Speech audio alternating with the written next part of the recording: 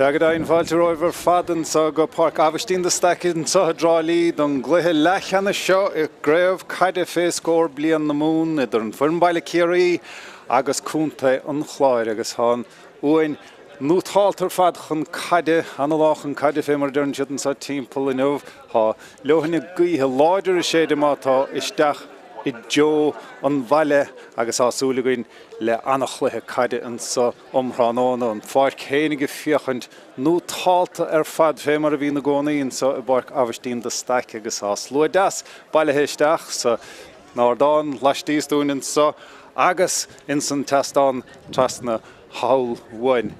Ha mín chun seacaich an tapige thugant na fórne tas nú leis an bhuiir an Peile Kerry sa bháid a dómh tá Kieran Mackesy ó Inúig an lína lánchúil Nagel Moynihan agus Cian ó Donoghue an lína lechúil an captéan Cillian O'Sullivan Armin Heinrich agus Paddy O'Leary Lord Páirc tá Cillian Burke agus Caolan O'Connell an lína lechasach Rob Monaghan Thomas O'Donnell agus Keith Evans agus an lína lán tasach an son Cian McMahon William Shine agus Aaron O'Shea. Agus stop me an son tamil mar hamid de Páile chun éisteach leabhar na bhíon.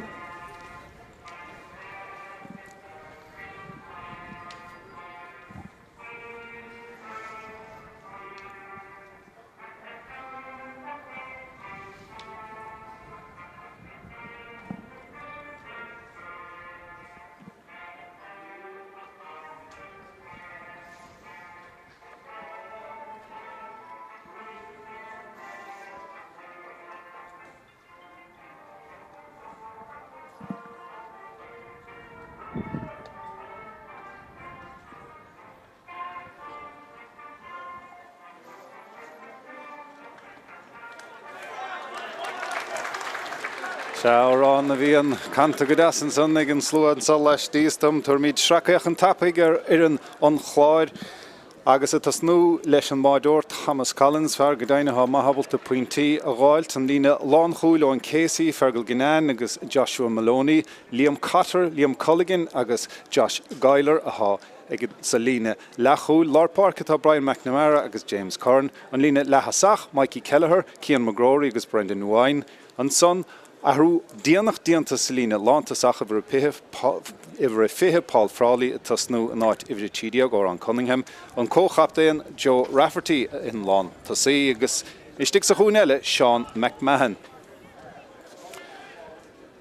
Réitóir an lé nuamh Jonathan Hayes ó Chúnta Limaní agus é Páile chun dul amach agus an chaide chahabhan áde féchant Sid agus siar féchant go bhfuil na héine ina nonad ceart agus go bhfuil na héine olamh don Cluiche seo an cóid láidir gaotha ag Kerry an sos sa chiad leathan cait an áde agus a bhélinn agus an bheirtíant an son ag Brian McNamara do Chúnta an Chláir fear mór láidir é seo berta díar aige stop ben cait fachtaige Kerry ach mátá é sin díanta go míad lethach go míad lisneach go agus be kicséir an sa ag Chúnta an Chláir. Brian McNamara dulta anna ruachar an son agus cíimiad an sochan bádóir Thomas Collins fuair sé tí faointe cháic sé agus cic chuigvéidir a stahad sa ceathrú ceanais ach a dul ruachar dóibhínis Liam Cotter agus iad a gluiseach go deasan sa Chúnta an Chláir sin Brendan Luain agus cíimiad gohfuil scata cúlathe nó scata mneoirí tarcha siarige Kerry dechar dulchan cíine an Brian McNamara a ríist. Agus Liam Culligan inis. Iad bra feinach a fiochan suas a fiochan bhfuil an bhearna in éon áit. Brendan Luain a ríist. Agus iad a dul Saul agus Noel. Josh Geiler inis a sár mánaí a siúd chomá. Nis mar sin bhfuil an spás an sochanis a có. Seo Mikey Kelleher. y brif nes gyda sy'n chlehi Leathcheannais yn son y gwni hybridoran. Luain yr eistyn is ochr y mach a jo yn Cluiche gailer yn is ystach o fad y leis yn go chapter yn Jo Rafferty. Siwyd ymach Slíomháin, Sliele, a carú leis yn is ha James Corn yn fer môr Lord Páirc yn sielef mát a cailte fachta ar nasige an y fer tíocht diant yn sonige siachan a hapadwr tegus bober don gaid giechtint yn sonweig agus wel Cluiche diant yn son sŵnc fachtige imror yn chwar Harris yn taifline ach bec cic slasa yn so do chiari. Nimmer te fadi cúnta an chláir go dtí seo. Seansa Kerry inis dul ar an nún siad don giad uair. Agus a bhfuil inis isteach a lech an chláir don giad uair. Caid das fíorsceoch isteach a jo an lánta sí agus a bharc tóca an son i cían Mumhan. Agus é sin dianta go pras is go patanta. Nostra sloga tóca hige an council siolta Harris an trasnáin go hana jas ar fad ag aran ó sé agus sin é chiad pointe inis an sa tránóna.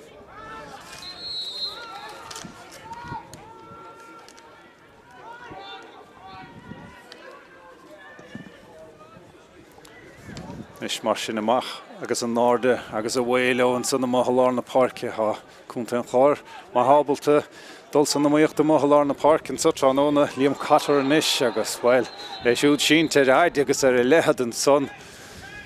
cailí se anna lobar na chufrad an son an bauta son a Kerry agus ní féidir rudí mar sin i dhéanamh.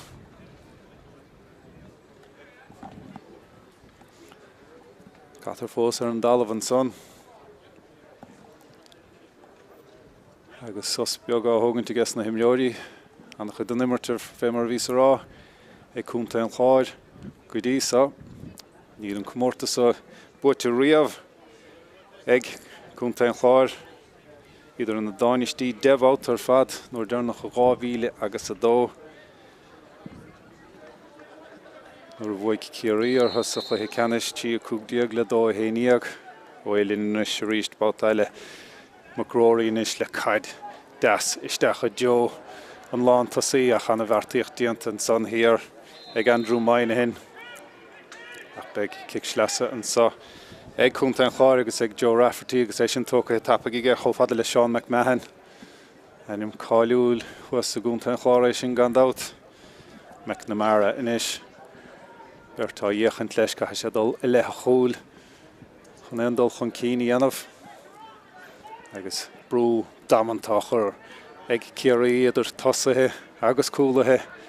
imleorí an chláir agus an seileh cimata an san ar éigen ag Luain nis mar sin McNamara a dul ar ruachar beag do hénig há rial an bhantáistin sa i ggé má sé bhaig sin pass ábhidín scaoilte agus bhí an bantáiste díreach dulta i léig agus se chuún Kerry inis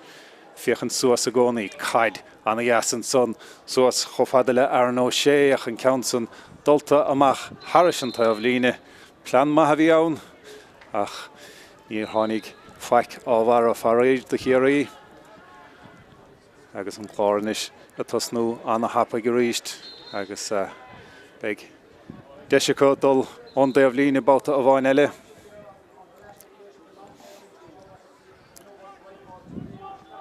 Dát bhí réamh chomórta sí ag an dáir an sa chail Kerry an dáchla a bhí cosánna gur an Liam Cairns ach má tá bhuaig cúnta an chláir an comórtas eile comórtas Liam ó Conor agus beidir go hasóch sé sin leo an sa tránóna se chúniad bauta a bhain eile sin an lethasí lár Macrory dul a ruachar de hénig tugann sin se le bhuaig a siad siar a ríist chun dul chun tosaigh Brian McNamara fear ha go mór san nimmert go dtí seach go háirithe fear mór láidir agus é má hábalta dul ar an nún siad a chunta an chláir. Déanana sé stadéir siar leo bauta a bhain eile agus an lechúlaí lár Liam Culligan inis. Mumhan sa a Josh Geiler agus seo chuún Sean Mumhan inis bauta a bhain eile. Tá spás an sa ag cúnta an chláir ar an Cunningham an son.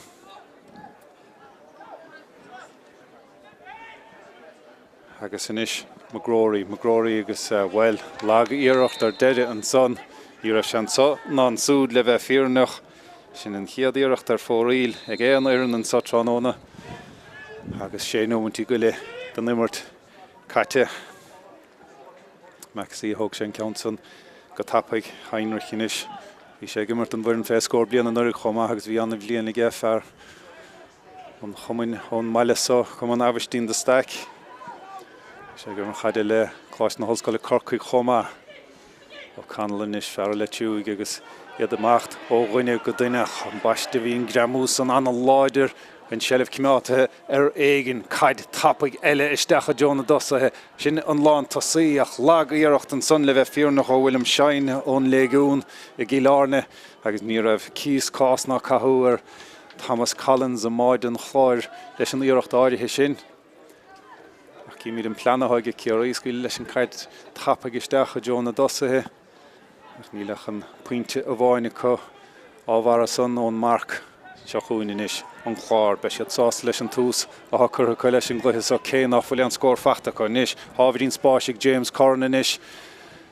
an pastócha huaigige an aire anna gíar ar fad an son Salína lán chúil Joe Rafferty díar a gendal chun cíine dhéanamh agus amach leo báta a bháin eile mar gróirí inis a thuirt chomh fada le catar bertá dhéachant leis caiint sé siú dul siar an sellh cailtin son ag Luain ach é cimáta é fachta hanáis é éigen ag an glár gailar inis ó a bháin eile chud bhd an sellh feice ag an bhearsá sé gimmart a chuid caide le inis dímáin sin caid dain séireach isteach a Jóna ceann nó ag rád amátá agus ní bheith naib ag Kieran Mackesy leis an ceansan sin sline a tholaí míad níos mó leis an le cuasaí amánaíocht an sa géirí ná cuasaí caide béidir ach sé chuin Kerry inis ruthar mór tapaigh an son so as clíá an háil na Páirce ó Rob Monaghan agus an sellh caiilte fachta ag cúnta an cháir agus bhfuil níl cad rudaí mar sin dhéanamh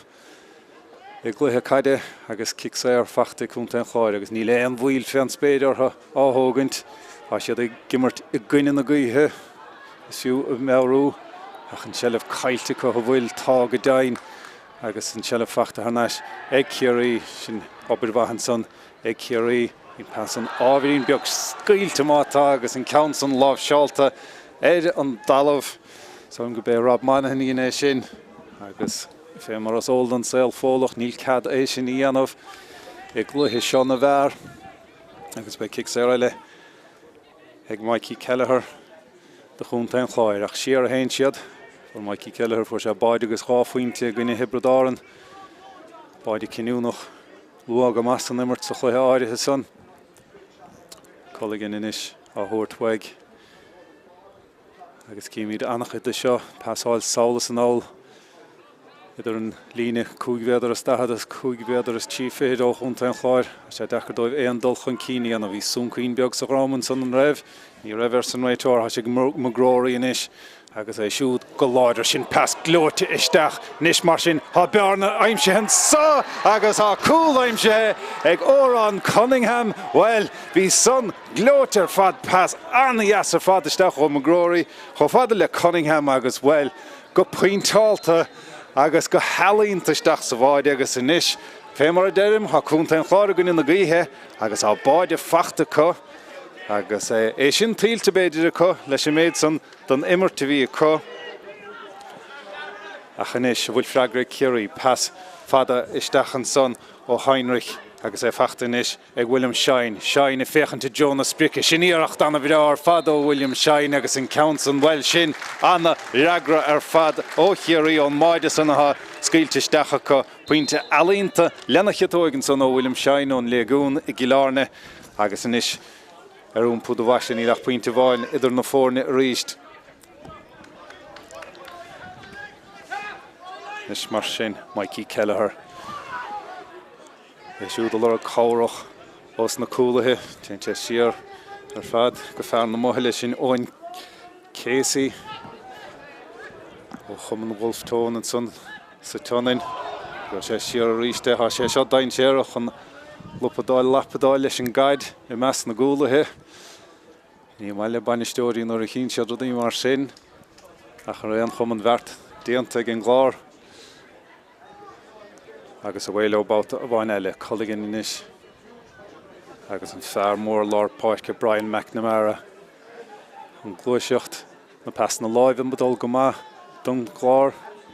seo an Luain Chulaí Fergal Guinéan agus inis Mikey Kelleher sin pas Daithí das Mikey Kelleher agus a bharc tóca an son ag Sean McMahon sin tóca tapig hí son Daithí chunig mar a fad cad a bhí sé cheanna gach mátá deire há sé fachta ag gailer fear a bhí sé díor go bhaintach leis an pasan siar lo inis go Mikey Kelleher bát a bhain eile Mikey gur Luain fear mór láidir é seo anna faoin táilta seo fear mór eile McNamara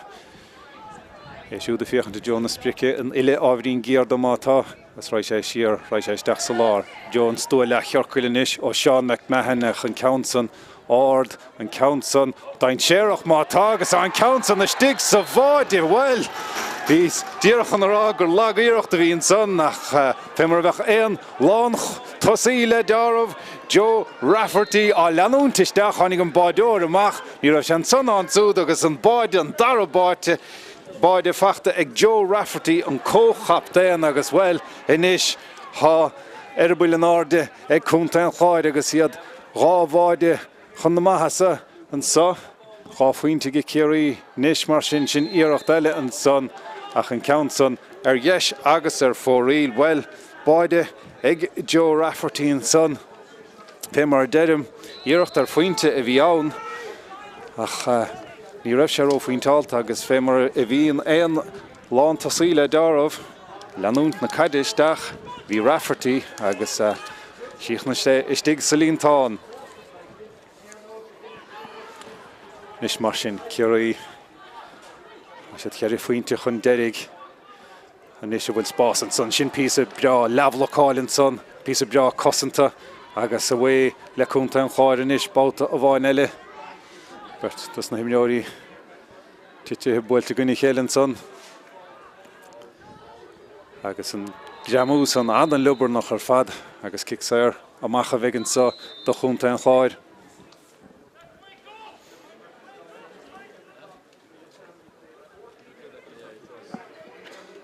Siar dín báidóir leo Thomas Collins ó Lisí Chahasig Sa sé fiche take amach uair nó rá agus há sé puintáiltás na cic na séir chomá agus ní heanúna mar sin go nuirte sa chlár an sa tránóna go bé Rory Begin báidóir bhuioineáin an Leach Spórt aige ní hé sin nach siúd ha chunta an chláir an núnsaí le James Curran James inis agus iad má hábaltan sellbh chimád nóair a chaitheann siad chunta an chláir agus a go dáma hógann gan éon deabhbheithartha agus bheith siúráilta dos na passanna seo chuin Josh Geiler inis Geiler há sé seo go maith anna amánaí chomá an passan mátá díadach malacht an Tráchtaire chu go mair béidir seo chuin Kerry inis báta a bhain eile ní hé seo an tús a bhí ó Hamás ó sé ná ónar an bainistíochta go méich rábháide scailteisteach acu scail do rábháideisteach a gine chiildara i gur an Liam Cairns agus a gine áclí a chomá agus á ráchean scailteisteach acu an sa chluithe Leathcheannais sa agus inis há cic sair isteach ag Kerry mátá is a dírig an darna san na leidú go dtí tí faointe más féidir leo Propáil chun in ceann sa hógant há William Shine for sé puinte anna dheasar fad ón immertin san á chéanana bhín beag féchan de Jonas Spricke cór gaithe i gé agus Kerry gimmert isteach a Joe an Peile I John Bháin mar a dúnseadan sa timppel na troslóga tóca i gé lena chiatóig in Countson buailte go William Shine agus an Countson seolta Harrison trasnána gé bhí san táchtach de Kerry agus inis mar sin nílach an tíomhhaointe san idir na fórne agus lead an giad le caite más má leat sin cic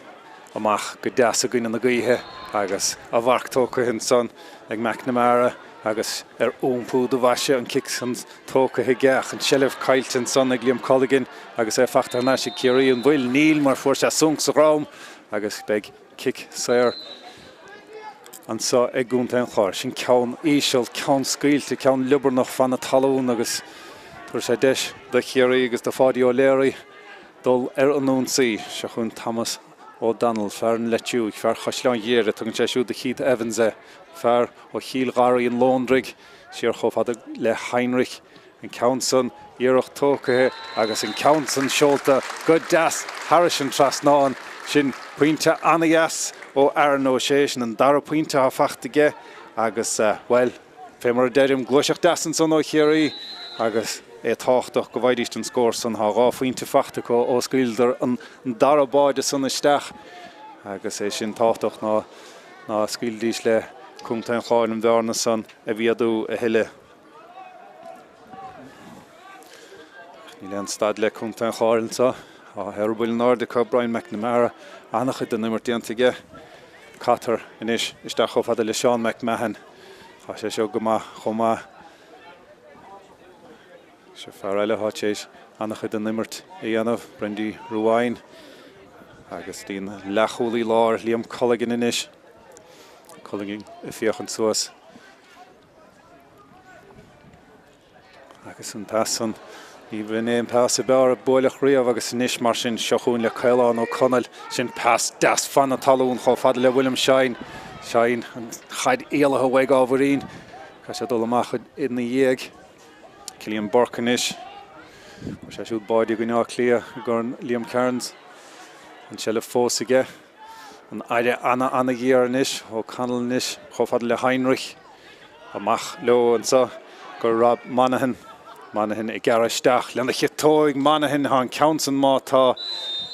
yes agus fóríl ó Rob Monaghan ó Ardarta agus well Beidir go níos mó amman sonnaige bhí sé bhadón máide agus inis mar sin Thomas Collins ó Lisí Chahasig prapáilchan an Counsa a bhuala a gcuine na gaíthe a náda leo a lár na Páirce ó Conall tééis a láimhe chuir leis an Counson agus an sellef fachtan is ag páidí ó léirí siúd a dul a ruthar de hénig a cáirige má há sé bhaig há sé amach go deas ó gcuine go duine an sa Kerry ó sé inis siar chomh fada le ó Conall agus a lehádóir lár Páirc Cillian Burke inis Burke go Monaghan hábharín spáisige buaile sé se lena chitóig go ríist an Counson níos fearr ná an Coun a bhfuil se lena chitóig ábharín beag ó hinne agus well sin inis an faointe bháin idir na fórne agus sin puinte deas ó Rob Monaghan. Chitóig an iasaige fé mar a chiimiid agus inis an cúgiú puinte fachtaige de Kerry agus mar a deirim an faointe a bháin idir na fórne an kickamach ó Collins an náda leo lár na Páirc anna bháil fada motha lár na Páirc san anna chóiric mothan san idir an dá idan agus anna bháil san ó Brian McNamara nis mar sin tugann McNamara de McMahon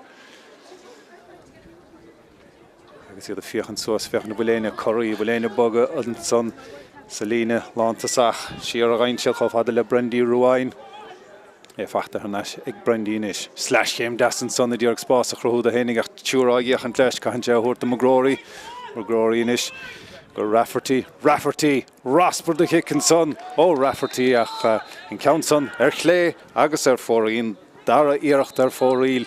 ag cúnta an cháid an sa tróna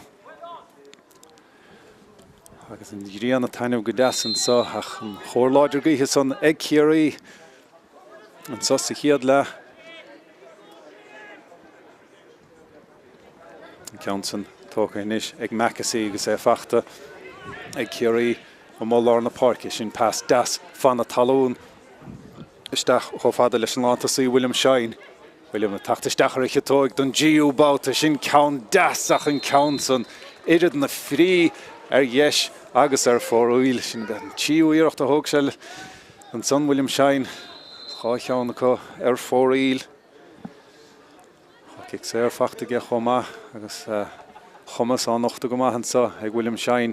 go dtí seo trónach go háirithe níos mar sin bháin chulaí an chláir an san immert siar go dtíon báideoir Thomas Collins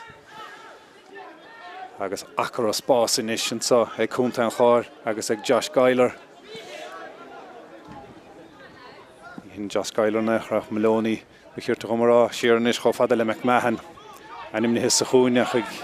dianamh Mórdha nimmerha Sheer I Joe Lorna Páirc nish mar sin Magrory has spás aimse hige will túra yachan leis bhór se sunken son ní bhóir san réitoid for sa Cillian Magrory ach well níge Cillian hana dóig ach ag Jonathan Hayes agus tangaváil Eden Dalov dentan son ag cosantóir Kerry leis an gaid agus well níl cad son a dhéanamh agus tugann sé deis the Joe Rafferty an kicksair so a hógant.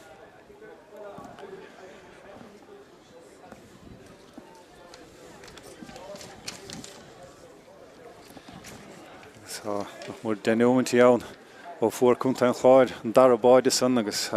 báideoir Thomas Collins takeithe in níos chun an ceann so a hógant. Fuair sé rá kicksair agus kick chúgvéidir stahad gwine hebredáran. Agus anna faoin tálta os na builí saora. An ceansa ón daobh mí cheart. Don gois yes ach an ceansan buailte go deas agus an ceansan buailte mátá dheis agus fóríl ag Thomas Collins. Deis ige an chiad faointe ráilt do chunta an chláirn so tránóna ach an ceansan buailte ní réanaíocht friste ach an ceann san buailte fórílige agus denúintí glanán is seo fuór cúnta an chláir an scór ná de leo Lorna Páirc báta a bhain eile an bheart déanta réigen ag ó canal leis an ceann I bhfuilte siar go Heinrich ige feachta thnáisian is ag ó canal fearn le túig fear chosláin dhéire agus ó léirí inis ó ghiní goile agus inis chá fada le Cian ó Donoghue ó Charsaimhín agus Cillian Borcanis fear mór láidir éis seo rialann buntáistige Cillian de Hénig sin pastain séarachas deach go Thomas O'Donnell háspás ige Thomas Anna Hábháilin son agin Thomas Ellis sin Thomas Collins I máid an chláid agus deire I nenan na dála ha kicksair amach ag an chlár well bhí seansleon son Iarcht Mumhan son ó Thomas O'Donnell ó chosláin dhéire ach bhín Thomas Ellis fémar dedim Thomas Collins magalóir dó bhí sé dúise bhí sé an na bheithaig agus hín sé an sábháil go maith se chuún an chláir inis anna chuid an nimar tíanta có gan dót Kerry ráil láidir na cotíantachtas riimiis an nimartan sa ach nimar anna as tíanta ag an chláir sa agus be siad sásta Lenna giad le go dísa cé ná fuil an puinte fachta go fór I do daobh leis an dábháide son agus well bhí son anna lubar nach ar fad ó Thomas O'Donnell an gramús an anna ard timppla bhaináil nó beidir steach sa phléasc agus well ní cheada go le héad dhéanamh Thomas O'Donnell cheach go meach is ige mar bhí sé gimmart an bhuiin fé scór blian sa an nurig chomá agus Jonathan Hayes sé sin carta buis an na húrta hí son lubar noch beidir níos móna an ó daile agus stócha go bhéad hí rá go raibh an carta buis an tíltige sé sin gramús an gin séir Liam Catar péisceile a bhélinn leis an immert báta a bháin eile se chuún a rístelle Brian McNamara ha mór éidir don immertáid téis a bheith díontaige seo an sa tránóna Josh Geiler is fearle hat sé mór an gaiide iscint an sa tránóna go macht go deas ó ghuine go duine ó Cunningham inis go Geiler inis a túirt fé agus Geiler an ceansan curtha fórílige well hí spásaige hí ámaige an ceansan fóríle agus ní bheith sé peagsásta lei sin cearú iirecht inis curtha fóríle gúnta an chláir ní héanamh an na deis ná grothú có Beidir go méid a gáisih san fós péisceile Heinrich inis go dtí ar a Kerry a chuir ar an únsaí báta a bháin eile cúig nómatí nó mar sin fácathe an sa chiad le se chuún Cian Mumhan inis agus se chuún Rob Monaghan inis Monaghan a túirt fé sin puinte anna bhrear fad ó Rob Monaghan sin éon ciad puinte a fachta go Monaghan sa tránóna an dara puinte bu cheartta go marrá agus be sé sásta leis an ceansan glóiseach 10 ó Kerry tasnathe ag Heinrich agus well Kerry a glóiseach go 10 fé mar a dedim agus sin ar chóthach inis an sáthar Páirc Aibhistín de Staic agus anadaí tacht isteach chun Páirc de Kerry sin I bhí an nédíag cían lint ó gleann fleisce agus a fágant na Páirce a fear chuisleán géire sin Cailán ó Conall agus níl cum gorta héad ach péisce leistócha goil obair ma a dhéanamh nó obair bha a dhéanamh cúnta an chláir a má timpeall lár na Páirce nis mar sin a bharc tócathe ach tócathe ró hapig ar fadan sanna Cillian Burke chleitis Jurgen Roitóiréid agus é sin fógur é ráite leis é sin a thógaint ón spot a ceart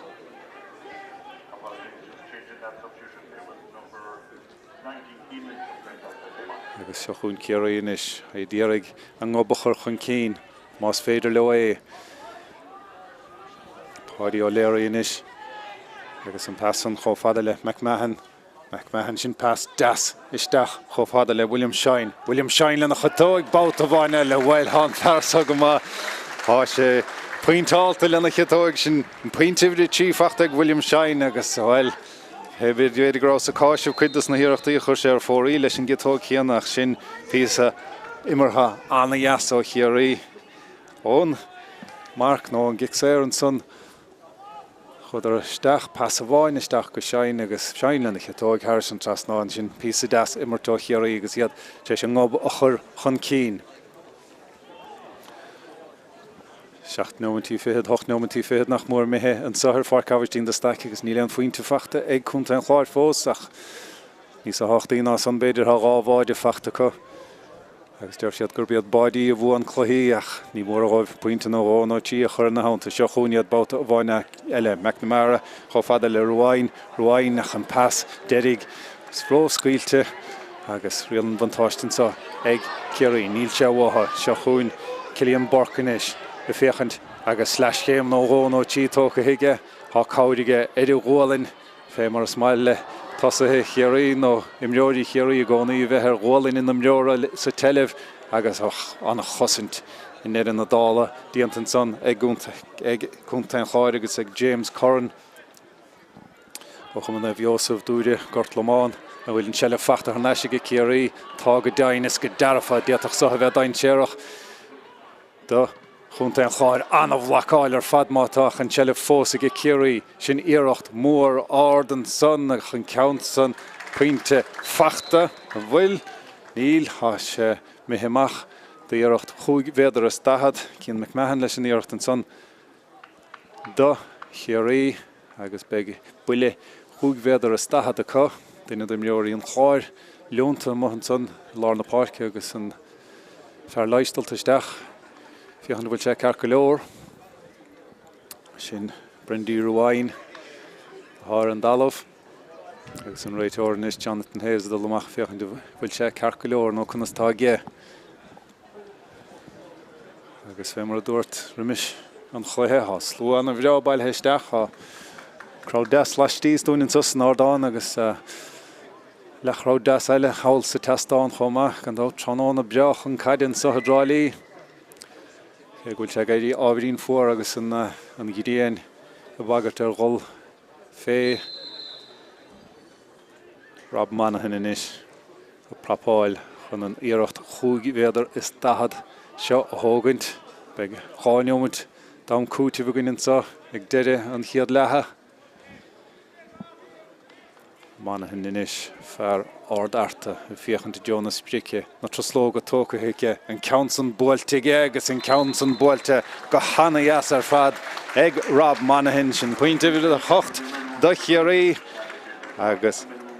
ráfuointe idir na fórne inis agus bhfuil beag Kerry sásta tócha leis an deachtaníar a díanta coite sin Chábháide san na scílisteach an náirde leo báta bhain eile má a lár na Páirce agus fé mar a háráite gom cúpla báta há deab maitha dhéanamh ige bert lár Páirce chunta an cháir go háirithe ag Brian McNamara an sa agus smacht éigen chutha ar bheirt lár Páirce Kerry sin pass deas isteach a John lína lántasach an sannasteigh há Seán McMahon agus inis a ríist cíimiad a dul I lethe gúil chun dul chun cín más maileat mar hon aide anna heann anna gíar I measc na gúla head a Kerry le na garta húr dóibh.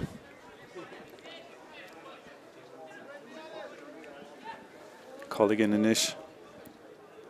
Kill Imai. Tas tras na Páirc cho fada le Liam Cotter. Harnáis is go Colligan. Le chulí láir teis annachid. Dulchan Keeney anabhan sa chiad le. Nis Mikey Kelleher. Ar an ghain séireach é seo. Habach sé bábhín níos gírid an máide béidir. Tá siad dulsa siardí na le hénig. Cho fada le Joshua Maloney. Colligan in ish uair a bhain eile. Ní leon dó fan spéid chunta an cháireach an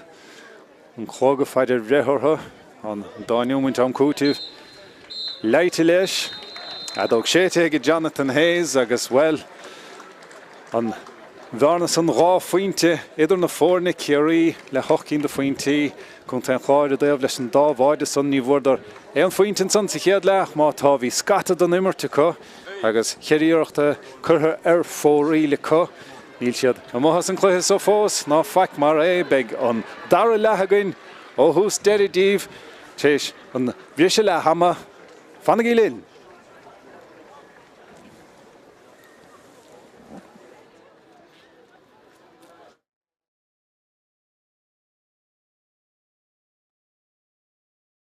Tá sé magróirí inis agus é siúd go láidir sin pas glóirte isteach níos mar sin há bearna aimse hen sa agus há cool aimse Heinrich agus é fachtain is ag William Shine i féchanta Jonas Brice sin íireacht anna bhí ar fadó William Shine agus an Counson well sin ceorcuilean is ó Sean McMahon an Counson Ord an Counson dain séireach mátá agus an Counson a stig sa bháide well inis Bork go Mumhan Harvardín spáisige buile sé seolanna chetóig go ríist an Counson níos fearr ná an Coun a bhfuil an sa chiad le se chuún Cian McMahon inis agus se chuún Rob Monaghan inis Monaghan a túirt fé sin puint anna bhí ar fad ó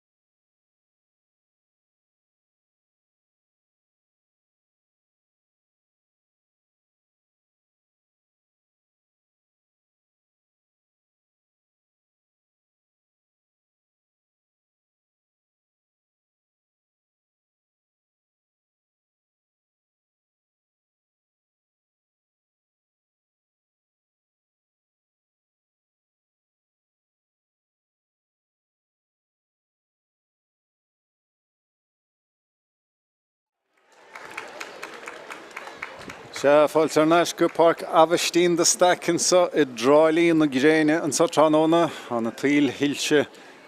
lasta agus sin Leathcheannais an Cluiche Leathcheannais seo I Craobh féascóir bliain na mún ortha ag EirGrid idir cúnta an Clare agus an firm Peile Kerry agus well rá faointe idir na fórneach ní ag cúnta an Clare stoilm Kerry cín díochtaí fóríle co agus an dámhaide son Fachtacha agus Kerry well idir beidir ina gola feag chéobh sí an son sa chiad le agus job ibre le déanamh inisiacha chun an cluiche sa bhuachan tachiad an dáfuointe san chun céin. Tí fuointe fachta ag William Shaineón le gúndóibh ráiteann ag Aaron O'Shea agus iad ag Cluiseacht. Goma I Joe dearan na himmartha an son agus Tomás O'Shea agus Walsh Femar derim rud le ráchas dócha ag lehauma ach uair bháin eile an chóra Clare Páirc buaite ag cúnta an Clare sin cad dain séireach agus a bharc tócathe an sonnasteig ag brandí Luain agus ganach chuig secondíag me hen sa dara le chance ag Luain a giad pointe a gáilta cúnta an Clare Corna gaithe na traslóga tócathe an council buailte go nafaseach agus sin pointe ifid a héan do brandí Luain agus pointe ifid a héan do chunta an Clare chomá agus sin an tús sa stócha a bhí tastáil butha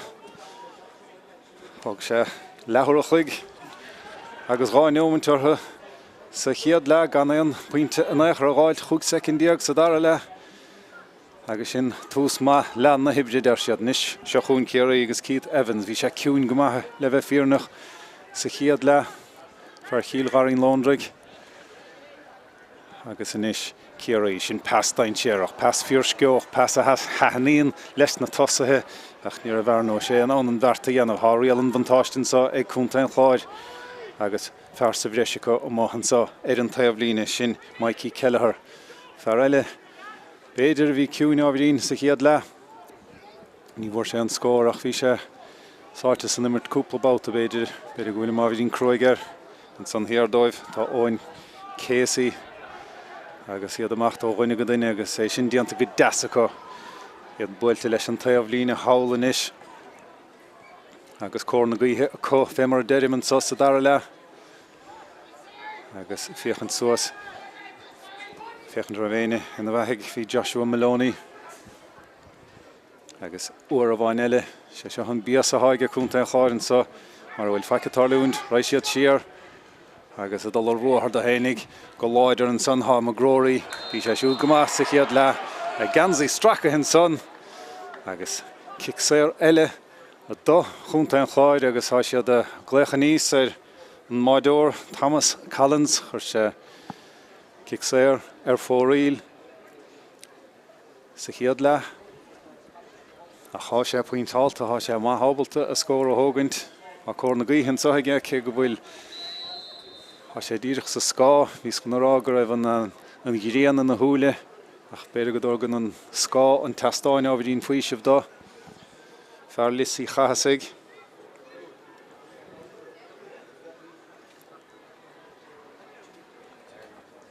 sé seo táchtach a chunta an Clare agus tínómatí fé bhain tínómatí mithe sa dara le a bheith dístábalta dul ar chótharaach le Kerry i cór na gaithe an council buailte go maithaige an bhfuil níl an council a ríist curtha ar dheis agus ar fórílige Thomas Collins fé mar dhéanse sa chiad le an taobh san don máide agus bhfuil hí chansaige na fórna chur ar chótharaach an son nach an chansan mithaig an cic amach garatócha ige Kerry Inchin son scéal féin góra Clare Páirc Heinrich inis agus é tucha cho fada le borc iad amacht é daobh leis na pas na láimhe inis Kerry há sé go O'Shea inis ar mór láidir é seo tharnais go Heinrich agus tharnais go Keith Evans siar an slíomh fada inis go Join Eagle ó chuman Aibhistín de Staic agus é cimiáta hin son ar éigen ag ó léir agus an rial an vantáistige Nis Leathcheannais an son ach numcha lapadaíil leis an Líar hóid an sunna stóla Mumhan Raitoide rá, agus Cluiche siar an montáiste. Agus, well, nadidir Kerry can have go Cluiche siar ortha, ach Cluiche siar ortha, agus an council tócathe go tapig ag manahan. Nis mar sin ó sé bhain sellh cailtige, a sé cimata aige, a sé fachtar naisige. Agus inis, ra siad son siar fé mar a gin cúnta an chláir go mion minic go dís a Heinrich agus ó léir inis. Bert a dhéchan leis, ha ábhírín spáisige an bhfuil ha Bert chasmod am a chin sé iad a chanéan na dála. Cic sér fachtaige Kerry, bhí bantáiste ábhírín a thuirtan son ag an Raitoide, gansaí stracha hé siar ar fádi ó léirí. Agus beg deis ag Kerry an bhearna son a bhíadú machbáta a bhain eile go rá faointe. William Shine a Páirc an council ógan fear le gún for sé rá faointe an immert agus cic séir sa chiad le.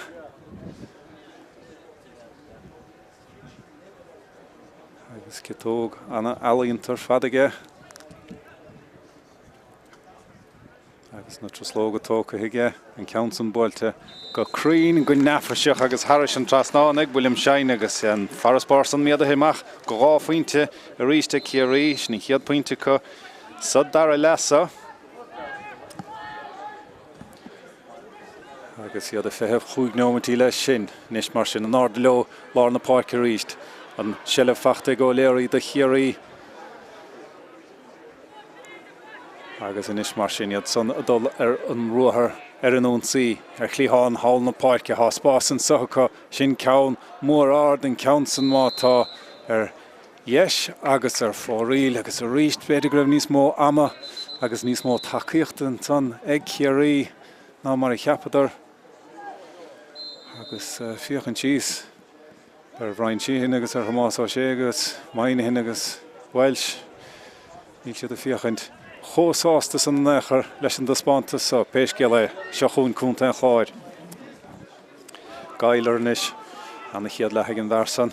fé mar a bhíige seo colligin. Agus ó an Cunningham inis fear a bháide. É siúd dul trasna na Páirceach a bhíon trobláidan sannaige, agus ra siad siar inis agus Saul san áit ina bhfuil Joshua Maloney agus ábhírín spáisige ha sé féchan suas féchan de bhfuiléine a ridda agus an gramú son a ríist eile anna lubarnach anna ard agus chic sé ar tíilte an son ag cúnta an chláir agus ag Liam Catar agus bhí son anna lubarnach ar fad ní fiata sé éan ghirán a bheith aige agus an cinnte go bhaid sé cárta buí fé mar fuair Thomas O'Donnell sa chiad le agus sin rud ná beag an lochbanistíocht as ásta leis. Gramú lubarnach mar sin nar raibh gá leis agus tugann sé deis inis do chunta an chláir na fórnachar pointe bháinachar idir na fórna. An council tóca go hana jas ar fad agus an council seolta Harris an trasnán agus céimiid an a dí Tráchtaire sin Jack Clifford ó Chuman Naibh Mícheál an Ailmhór hí san íomhráthach a Tráchtaire agus i bhí héineag Thomas O'Donnell a fágant na Páirce.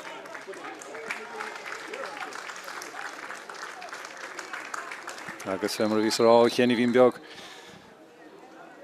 cárta buí fachta ag Thomas sa chiad le agus beidir go raibh buinteige sin leis an gine éhhaint amach an ardil ó ríist a lár na Páirc agus an dart dianta ag Kerry an sa le bheith fíornach. So dar le se hanis Cian Lynch an tanadaí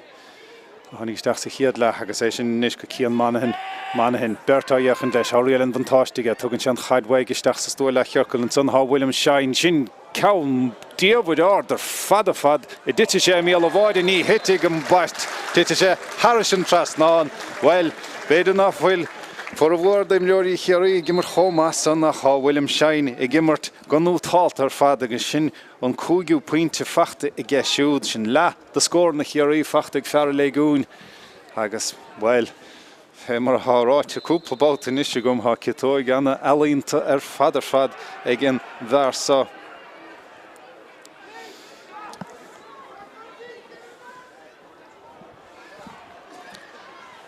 agus seo chuún Kerry báut a bhain eile agus an puinte son ó Seán take tréiste Brendy Luain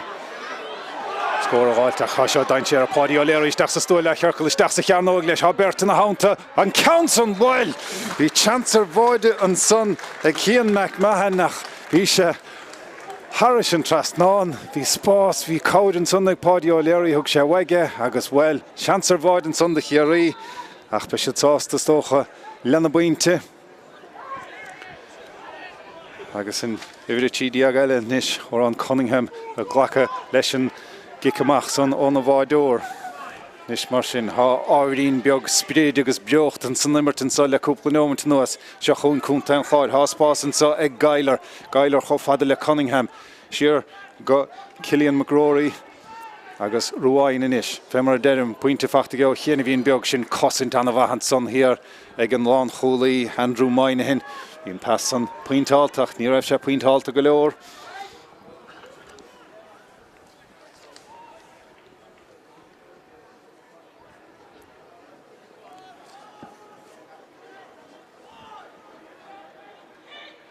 Is mar sin ha báid a glanadar na fórnin sa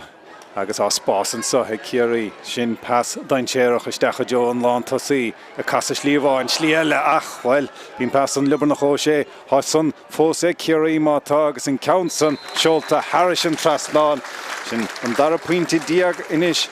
ag Kerry agus bhil be siad sásta go maith leis sin. Bhín glóiseachta có, bhín spása có, fuair an seileh ar náis agus bhil fémar derim glóiseach deasan san ó Kerry agus an bhearna san méad a himach inis a hiile có cheirr cín de faointí idir na fórne. Nis cúnta cháir a lorg a tíú buintin sa tróna Gailer meisteach sa chúine go Cunningham ní Cunningham ach Mumhan Siarnis go McNamara an of bhlaáil ar fada gin bhar a hadíocht take isteach sin Jack Clifford ó chum an Naomh Mícheál an Ail Mhuar agus a bhfuil Kerry báta a bhain eile. Bhín pasan bhagáinín beag mí faointeálta ach in Rob Monaghan an bhartar. Monaghan in isise dul ruthar de hénig há achar a spáisio sa chuideach chuigin dulamach na seo slash céim ó Monaghan íireacht ó Monaghan agus puinte ó Rob Monaghan sin in ceathrú puinte is fachta gin bhar ó Ardarta agus sin puinte anna bha hín se an ruthar a fad é hénig agus well há an glóiseachtaí tá na glóiseachtaí tach go deasan is do Kerry agus cílmíd anna díocht eile agus an anna díos sin idir fiche Paul Frawley a tachtasteach agus a fágan na Páirc do chunta an chláir há Liam Colligan idir sé idir gur sé beidir gohfuil an néidir bhí ann tucha hiige mar bhí sé gimar go maith lena chearta thuairtá.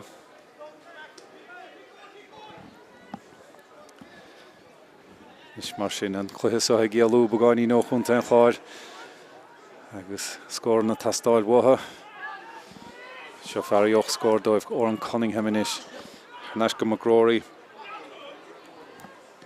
agus an íireacht son íireacht anna bhahar fadar fad ó McGrory well sin ceannas na pointí is dis a fiche gin an sa tránóna ó Cillian McGrory agus fémar a denim bhí san táchtach do chunta an chláir mar hín bail ann go meach an Cluiche ag éalú ó ha bagáinín a ha tarach ar am fós ag chunta an chláir agus anadaí eile a tachtasteach a bhí a cúgdiag ar nó sé a fágant na Páirce.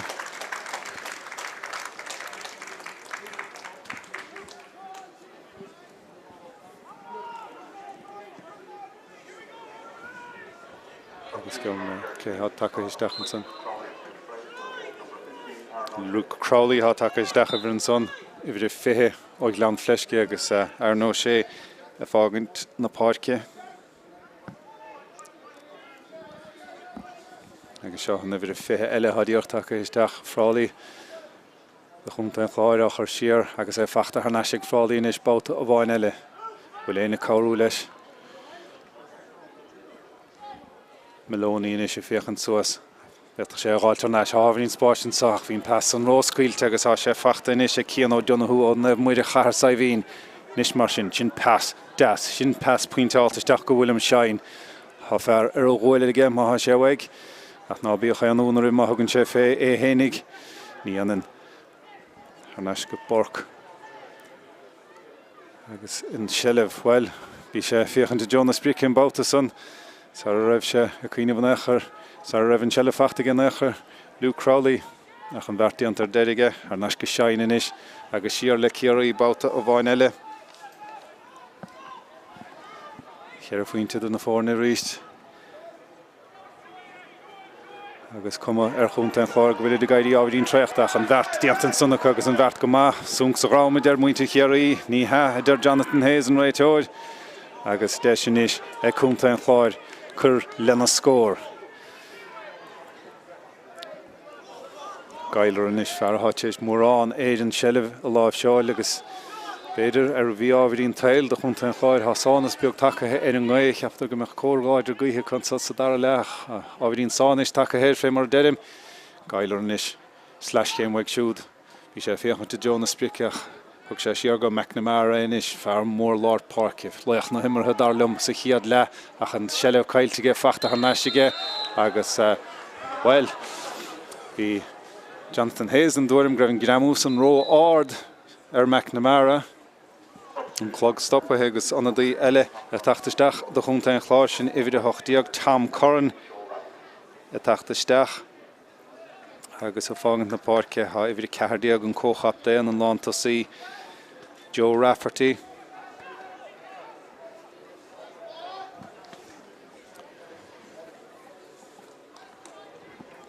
agus inis deis ag chunta an chláir an ceathrú pointe sa dara leach an ceathrú pointe sa chluiche ar fada gáilta ó hénig Troslóga tócathe inis ag an fearrtha díreach takeithe isteach Curran well beidir go raibh Aibhistín fuair fós ó tachtasteach well fuair an fear céanna trí cím do faointí nuair a tháinig sé isteach chun Páirc go gcuine hebredáran ní héanúna go meach sé tógant na gic na séir ach well ní rinnean ceann na bear a bhfuil sé riamh agus beag cic amachchan sa de Kerry an chiad cúpla nómant eile sa anna háchtach ar fad sa chluiche go háirithe do chunta an chláir ach cé hagan ar bara leis an Shelef ach Cillian Burke de Kerry inis mar sin háspásan sa ag Keith Evans fear chéal garín Londrig ach bhín pass ní raibh sé pointáiltá fuair sé faoint an son ó chéanana bhínach well deis eile an sohan is ag chunta an chláir dul ar an frithún sí má bhín siad tapa go leor sé Mikey Kelleher inis I fiochan suas a John na dosa he fiochan bhfuil glúiseach dán nó sé siar chofada le Frálaí agus raig Frálaí go McGrory sin pass fíor sceoch agus an lántasaí tachtamach a dúrag gáilt an baiste hénig an bhartíanta /céim in an son do chunta an chláir ó Tom Curran nach well in ceann son ar fóríl agus well in ceann mór fadisteach an son ó McGrory bín siad son dain séireach bátaí agus deirig le chunta an chláir an Shelef gáilt ach mátá ní raibh an iarach dearnach pointáilta amach leis go lár na Páirc báta bhain eile anna gháil ar fada fad san éir an son ag Brian McNamara anna hócair ar fada haim leis an imneoir sa ó chuair a chláir a sé anna láidir agus anna háite san imirt sin iirecht anna bhrá ar fad an son pointe ifide cethar do chunta an chláir agus beidir é nach bhfuil an chluiche sa mithe fósmhatha níl siad ach tí faointe chun deirig agus níl son ní feic son ag gluthe caide brandí Luain leis an iirecht son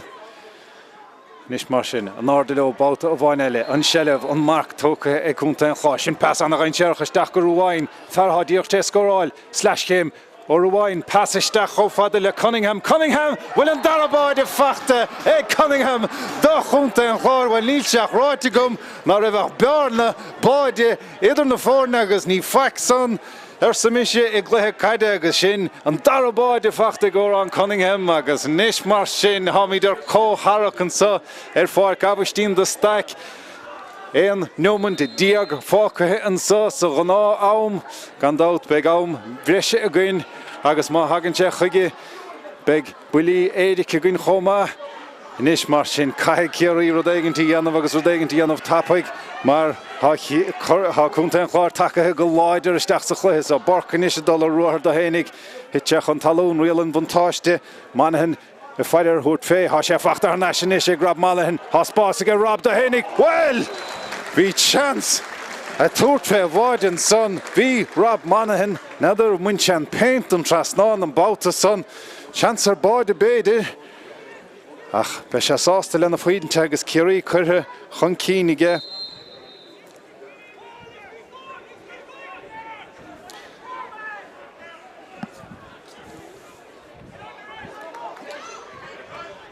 Anna bharcar fad an son tóg Cillian McGrory an boutas an agus well bés ará go raibh an cá Lord Páirce beidir a bhín cailteige Kerry sa chéad le agus cailteige chunta an chláir sa chéad den úmtí don dara le ach má tá sé take ar neis go láidir le cúpla neomtí nuas se chun Cunningham inis fear an dámháide siar cho fada le McGrory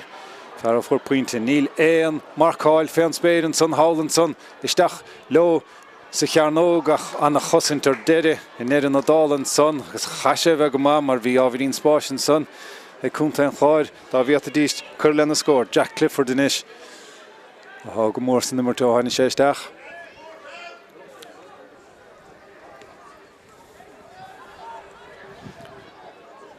Páirc inis sin ní sa dar lena mar a bhí sé sa chéad le.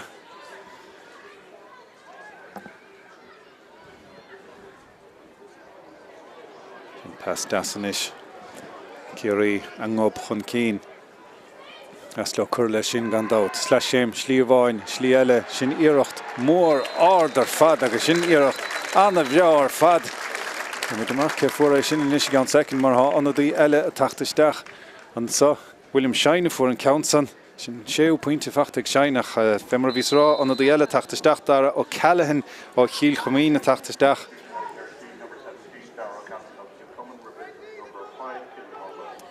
Agus Cillian O'Sullivan an captain há fágaint na Páirce agus seo chuin Kerry bouta ó bháin eile.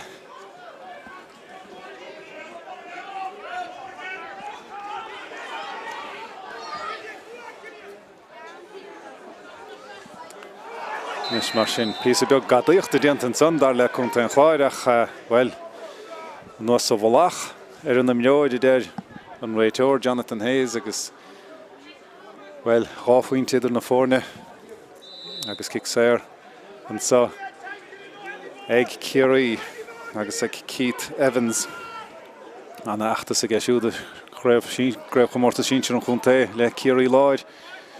ach an pass an scuilte agus an seile fachta ar neis an bhfuil níl mar ha Kerry éalathe isteach an sa há spása có há fersa bhreise có an chosin go anna hábháil ó Collins an seile fósca Kerry sin ceann mór ardach well adóg séitethe ag an réitóir thug sé rialan bhantáiste de Kerry agus well beidir go raibh chance ar bháid an sanna có ach anna hábháil sa chéaddal síos ag Thomas Collins an sé sábháil sa chéad le Thomas O'Donnell agus an dartíantaige an dara bouta nach beag deis eile ag William Shine an sa a ráirta scóráilta díantaigh an bhar do Kerry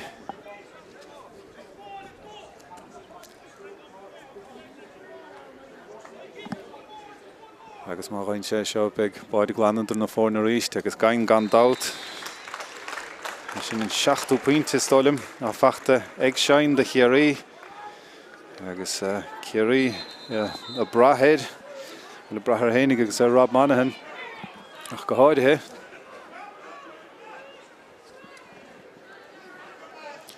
agus anna dí eile fósa tachtasteach do chunta an chláir bhir fiche cethir sin Conor Meany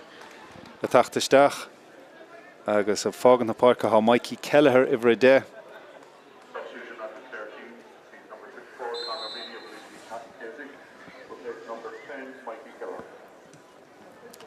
Snána chiicamach ar fad ó Thomas Collins ná leolár na Páirc an bheartdianta cúnta cháirnis. Agus hábhíonn spásan sa go má hain an pascúchan seo an fear díochtach is 10 míní. Agus fear sa bhreise go Kerry rial an vantáist ag nó fear sa bhreise cúnta cháir buchir tu marrá rial an vantáiste agus a kick sér an socha.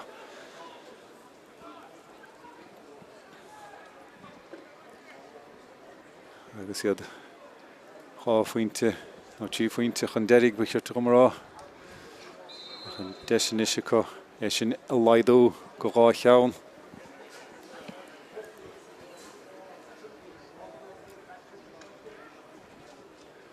Agus sé nómatí nó chuig nómatí goile fácathe an bheirt san dianta agus inis mar sin tí a cúig ag cúnta an chláir. Agus beidir nach fuilinn chluiche a cíochnathe fós. An ceantan tócathe ag Luain agus an puinte san fachtaige inis mar sin amach go lár na Páirce a ríist báta a bháin eile an seileh an bheirt dianta an deamú ard. An tíú bátá sé sin feice a gainan sa tránóna an chéadúir do bhainte an chláir é a dhéanamh. Bín Brian McNamara agus carta buí fachtaige siúd a héananig chomá. Agus ní bhealta sé bheith grán féin ceann áirithe san nach go háirithe.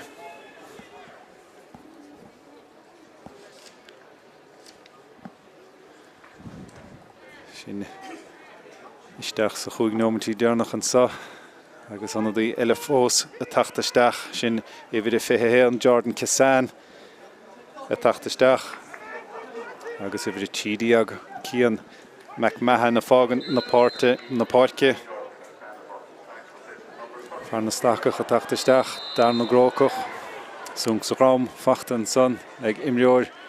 Kerry agus be kick sér an sahaige Cillian Burke. Agus an bhearnas an gá faointe bíonn sé daintéireach a gluthe caide. Am cinnte go bhfuil Kerry cuoine bhar sin se chun Burkeanis agus an seileh cimeáta ige. Isteach sa chúna leo báta sa an seileh cailte a comátá agus an bheirt dianta ag es na cosantóirim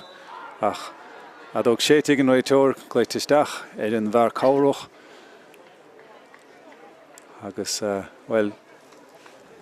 duine de imreoirí Kerry sin fithe Luke Crowley agus é siúd leont an son seanna chailse an seileh agus chuirta sé é hénig san iirecht son.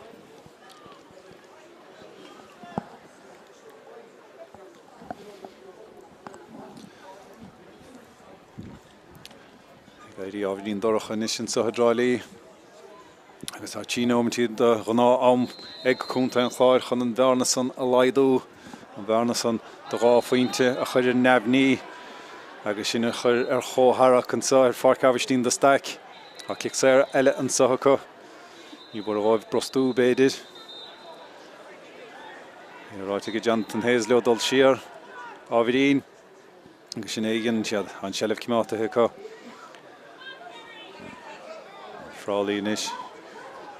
agus Kerry ach cúnta an cháir buchir tumarrá a dul ar an únsaí se chun magróirí anna ecálaach an sa tránóna isteach go seán Mumhan bertá gaide an seileh cailteige ach fachta hanaise cúnta an chláir agus ag magróirí báta bhain eile slaiscéim weig siúd, iirecht weig siúd, pointe weig siúd agus an bhearna san laidathe is nuas go hé an fointe bháin ag Cillian McGrory anna hóca le siúd leis mar imreoir an sa tránóna. Agus imreoir eile fós a tachtasteach chun Páirce an do chunta an chláir Dylan O'Brien I bhíad fithe héan a tachtasteach agus a fágan na Páirc a Liam Catar han seileh haar neis ag cúnta an chláir ha kick séir ag cúnta an chláir agus a siad a féchan suas a dírig féchan de bhfuil an bhearna an bhfuil an spás an bhfuil an ri nó a Spáint hénig chun go bhíad a díist an chluiche a chur ar chóthach fé mar a háráite gom libh chéanamh beag am bhreisin sa againn más féidir leo an chluiche a chur ar chóthach agus fannacht mar sin go dtí deire na himmartha. Han seileh có sin an rud is táchtaí a chasiad mo a lár na Páirce. Neomant agus cé agus second fácathe seo chuin inis an tanadaí Páil Frálaí inis ábhríonn spáisige a cáirige chomá sin iirecht mór grí tite sé seo I míl a bháide agus bíon son dain séireach fé mar a fuair Kerry amach go tapaig an son sa chéad le nuair a chríochnaigh iirecht dáile héad isteach so istigh sa líon táin ach ní háirlig a gáiltha san an báta so agus a bhéchant síos ar locht tacaíochta Kerry has comáibhrín nervhí seo chortha agus leanneomant nó mar sin don gná amfácathe súnc sa léad gléineach fachtan son ag James Corran sa rám agus be kickséir inis an sa ag cúntain chláir há fear bresin son a cossin Joshua Maloney ach gléite siar ag an réitóid agus há sé dul siar agus stálim gúil sé dul isteach an caint leis na mair cúil ón déobh eile an Páirc agus díirich fógartha go méid chúig neomant dám cúitimh gorta hin sothir Páirc Aibhistín de Staic tróna agus tharlóch éon díal rud I gluthe caide I gúig neomantí mar sin níl ag éidir fice higann so go fáil an réitóir dul isteach a caint leis na mair cúil duine do mleoirí Kerry ar an dalamh agus crompaí a chuireasta an réitóir taca himach inis an cogur son curtha ina Cluiche gas na mair cúil nadidir cad a dúr leis ach an réitóid sásta go leor inis agus taca himach a ríist ach há leabhríon beag dufta tairc amach aige agus há sé dulta chun cainte le William Shine na stólim agus cárta díireach dearg fachtan an son ag imleor Kerry agus a do chuma an scíal gur dairg sé le na ghoran ní William Shine bhí an son an éachreach Rob Mumhan agus cárta díireach dearg fachtaige agus tíochnóid Kerry an cluiche sa a déobh le cethar diag Rob Mumhan ó darta an bóthar fachtaige tuis go dairg sé le sleapar rinnead imleoirí cúntain chláid agus sin ráilte leis an réitóir agus na mair cúil agus inis mar sin há rial well há kickséir eile ag cúntain chláir sa há locht tacaíochta Kerry agus imleoirí Kerry agus locht banistíochta Kerry agus na hen Kerryach beo in san tig sa tróna rúnach le ceangal ach déir Jonathan Hayes gur gimeád imleor Kerry in sellh san ró ada agus deis ag cúntain chláir an cluiche sa a chuir ar chótharaach agus sin gáinúmantí isteach in am cúitimh gortathe an deis seo inis ag Tom Corran agus an bheart dianta ag Tom Corran agus inis mar sin hán lasar sa bharach agus há míad ar chótharaach an sa ar Páirc Aibhistín de Staic an sa tróna well le bheith fíornach is beag a cheap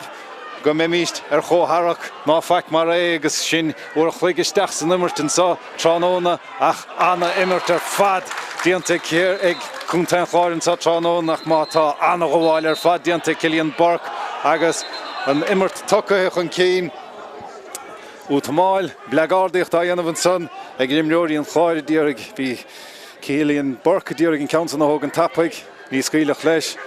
agus inis mar sin Kerry há tíneomantí chun an chluiche sa bhuachant dul a ruthar chun cín an son dar ó Callahan há scóir tá stáilmhatha mar a daistíonmhatha dul go háimbreisin sa Imran Henrik inis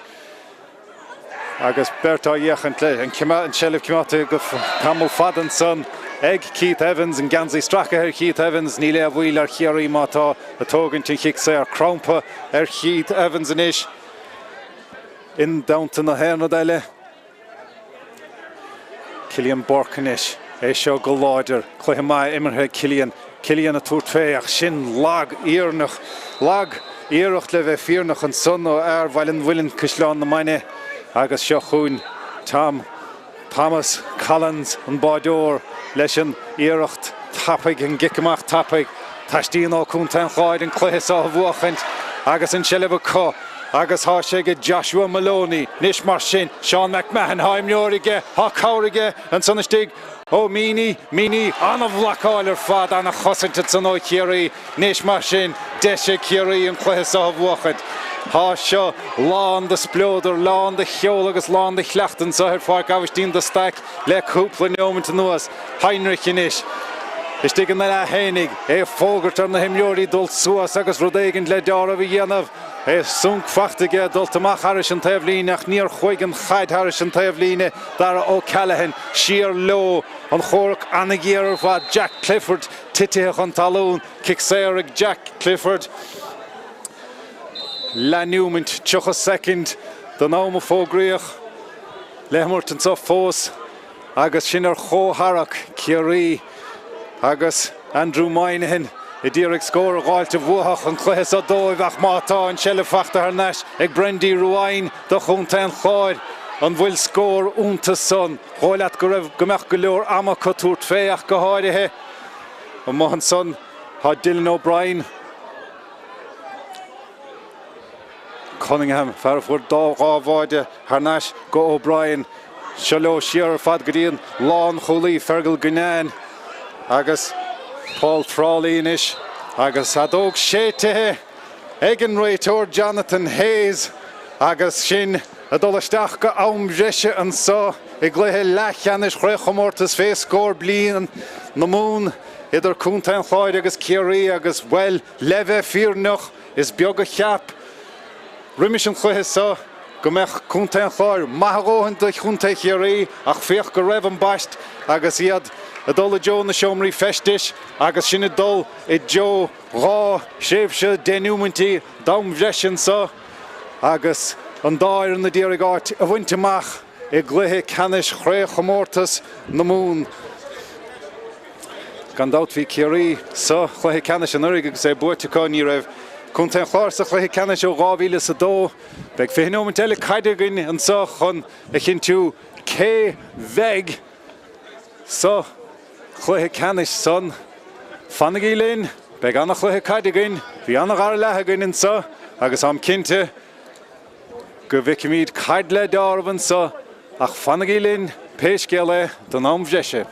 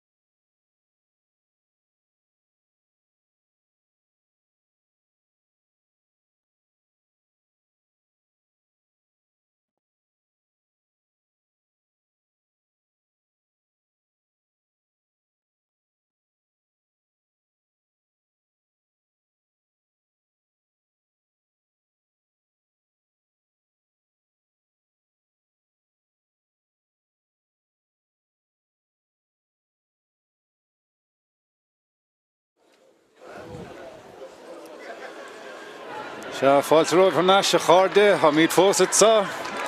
am bhreise le techt fi hinneomint am breisin sa sa chluithe Leathcheannais de Craobh Mórtas fé scór blian na mún idir an fuireann baile Kerry buaiteoirí na Craobh ón mblian se caite agus cúnta an chláir well beidir más ceart do mé rá nar puindaí na tuair chans do chunta an chláir mar go dainn nuair bhuadar hebredáran sa chluithe ceathrú ceannais an teachtain se caite bíonn chéadúir gur raibh cluithe aspaile buaiteachas sa Craobh Mórtas fé scór blian ó 2012 agus well bhí chansa có beidir an dara cluithe aspaile a bhuachant an dara cluithe aspaile as a chéile a bhuachant an sa lethar ó chluig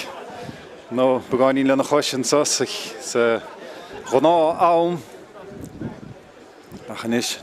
bise an sos beag san tóca higann dá éireann agus beag fé hinneomintí higann dá éireann an chluithe sa bhuachant agus áit sa chluithe ceannais a bhaint amach.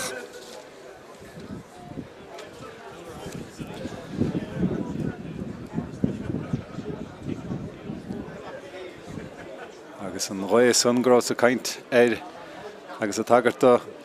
ruithe an chluithe é neartathe a bhí gáin in is ríist.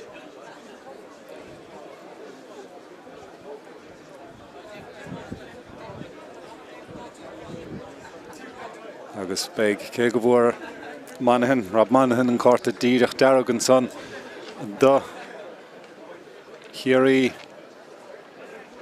an son sa dara le beag cúgur diag ríist a chuin ní féad le Mumhan a thuirt an eis ach beag an cúgur diag im meoir acu an sos an amhreise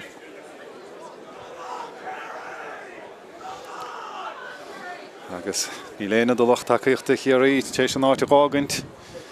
mar há deabhaigh le déanamh ag an bhuireann sa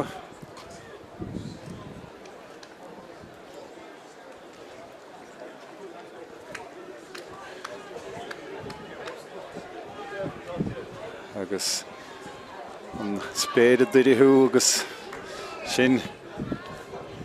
bhfuil tar a lethir tééis sé hochtránána an áirde leo lárna Páirc agus a ríist eile an fear mór gáidir san Brian McNamara bhí sé nó tácha sa chiad lethir a chuig McNamara a tuairt fé bhfuiln countan go má tá go dainn agus go dearafa ó Brian McNamara ó chuair a chláir agus an chiad pointe don amhreise sa fachta ag an Bullimór lár Páirce agus is anna imreoir caide é seo agus a ngob curthach an cín ag na chláirínig an sa gan ach le niúmaint imithe anna fí sa cosantan son a raibh súnc sa grámán bhí ar sa cúnta an chláir ní raibh ar sa cúnta Kerry agus an seilibh agus an cic sé ar fachta ag Kerry agus a ríist eile a siad amach siar chun dul chun cín dhéanamh cían Leathcheannais agus é tithe a dalamh agus be cic sé eile inis ag Kerry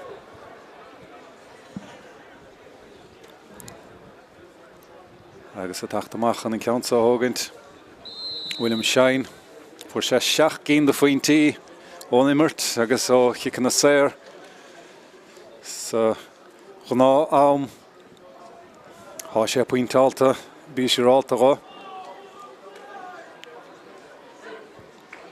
agus an stíl ahananta atáige chun an count sa hógant na troslóga tóca an countsan go háard an countsan mátá ar chlé agus an countsan ar fóríl í deisige an cluithe chóramún son agus ceap na héinige meach sé fachtaige ach sin ceap na dhéanamhróig riamh Collins in is leis an gic amach an áir de leo a ríist go mátha lár na Páirce anna chóircar fad I lár na Páirce ach Kerry a tacht ar bara leis an seilibh a bhfuil há riail an vantáiste có há an cic séir có agus choilech go meach deabhartha chun an count sa hógant bhfuilte ar an daobh líne an sa dara ó Callahan ó Chiel Chomín chlas mod de Chielárne Steach go William Shine ó bhaile Chielárne héin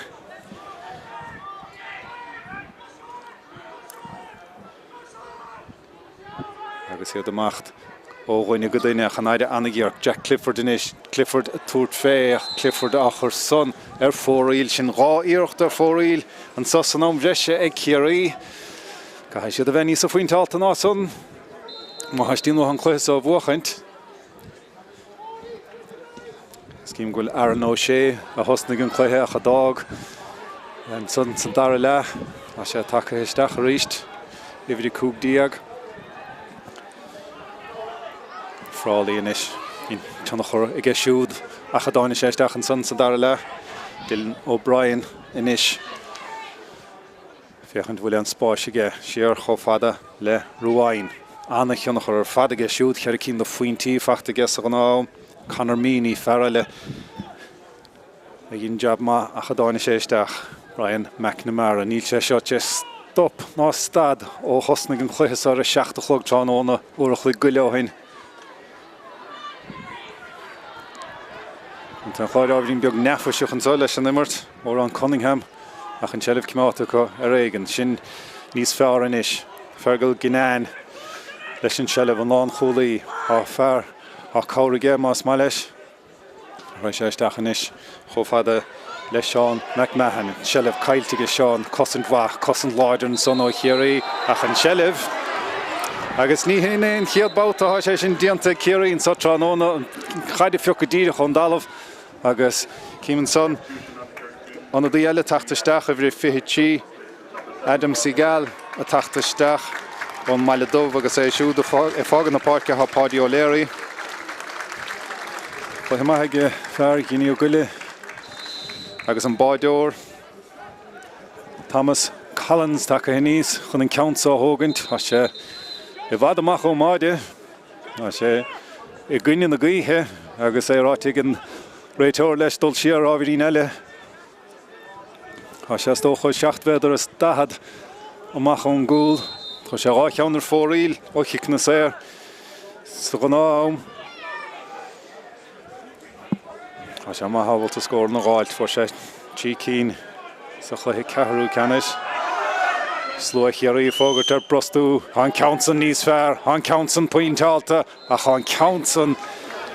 cúpla méadar nó cúpla trígach go háirithe chlé agus fóraíl agus bhfuil bud a bhaine sé head a bháideoirí bheith tógan pointí réit nó tógan kick na séir de teach nó ná bhfuil sé ánaimsú Well, Nílson Magalor stocha péisceile Cillian Borcadol a ruach láidir agus anna láidir fada Kerry ach breist an sort san watha chun an Cluiche a chuir chóthara go ríist Lad an giad lad am breise immer an sahagain William Shine Prapálinis chun íocht eile hógant chu sé ceann ó for a bhór náit céanna fóraíl tamlín beag ó hain Seach cín de faointí fachta go William de hénig an sa tránóna Anna ruachar fadan san ó Cillian Burke an báta san chun an deis sa a chrathú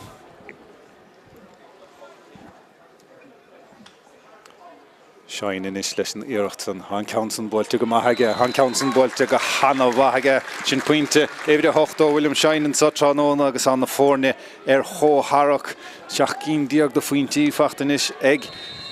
Kerry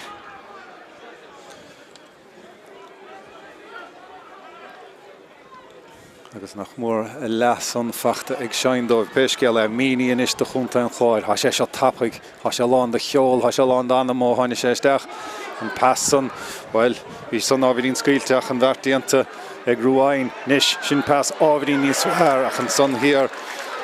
feide an TV Joy Nagel agus an inis mar sin há duine sa bhreis haimleor sa bhreis a Kerry ar an bhríthúnsaí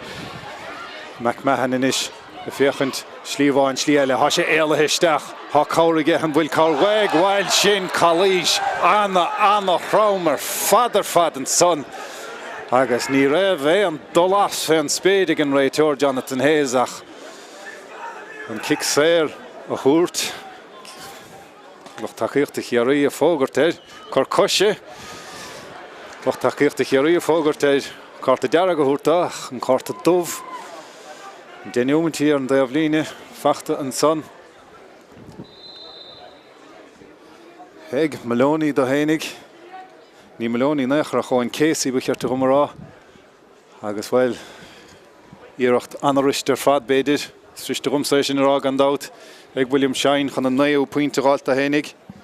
agus an bheirt san dianta agus in éis mar sin gob Kerry chun cín a réigen.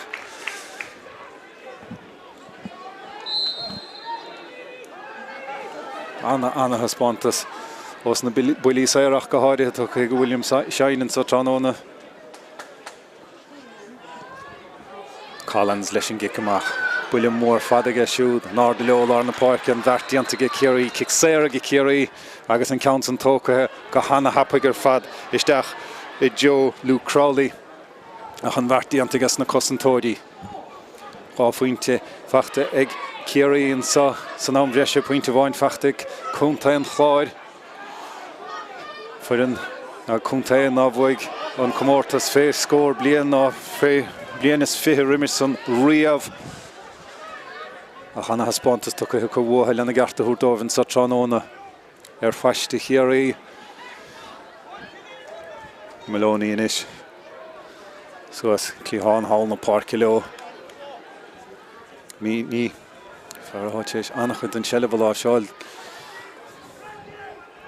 sanistí há Tom Corn fear a fuair puint an chláthma a chunta an chláir Luain chofada le Cunningham fear an dámháide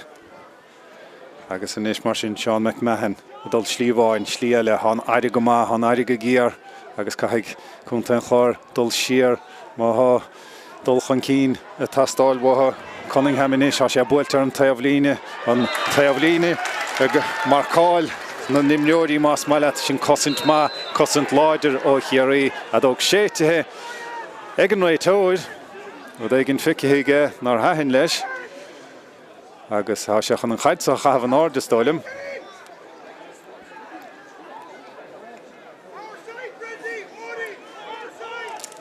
Agus sinné go daine há dhéanamh aige.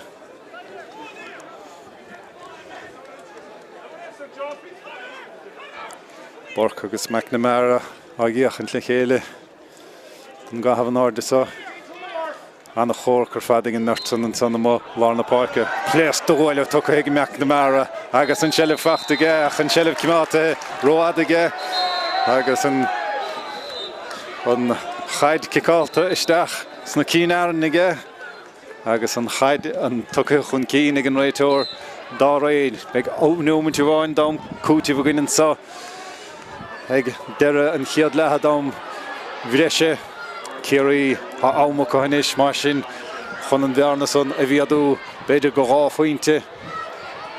há sé ag ó sé le foiir le ciúis na bróige son dianta go maith agus go hanamha ag aran ó sé sin an tíú faointe feachta geisiú dránóna agus puinte alínta an deidir beidir a chur leis an chiad le dám bhreise an sa Páirc Aibhistín de Staic. Den duimneoirí an chláir leonta an sanna an dalamh agus an nimmert stoppathe ag Jonathan Hayes.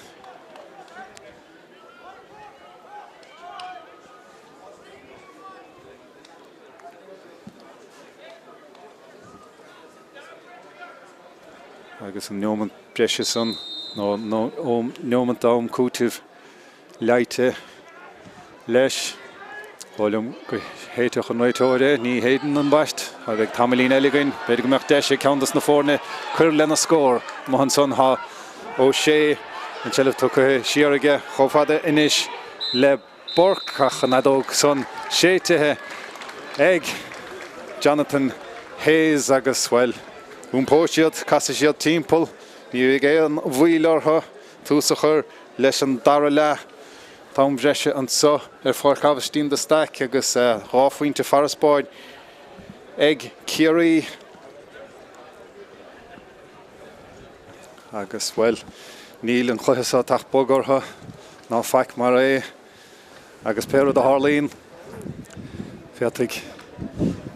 cúnta an chláir agus peiledóirí óga cúnta an chláir a bheith hena bhródúil an Spántas á tu go bhtha chu an sa tránóna fiú mar móhann siad an chluiche agus níle marrá ná bhtha siad mar ní feic in éachar rá faointe beag suarach i gcluiche caide na himóí baile heile chéile na focail dearnacha árá ag na fórna bainistíochta leoch díorgéad a rísa díorgéad a spreaga.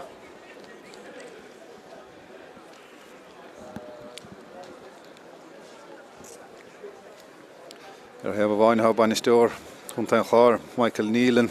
fear a bhíon na ránóir fecht hamil leis an bhar an sínsir. Colm Clancy na hánt agus Owen Murray agus Diarmid Carroll, Sean O'Brien agus ón Dale Vile. Well, anim nacha tá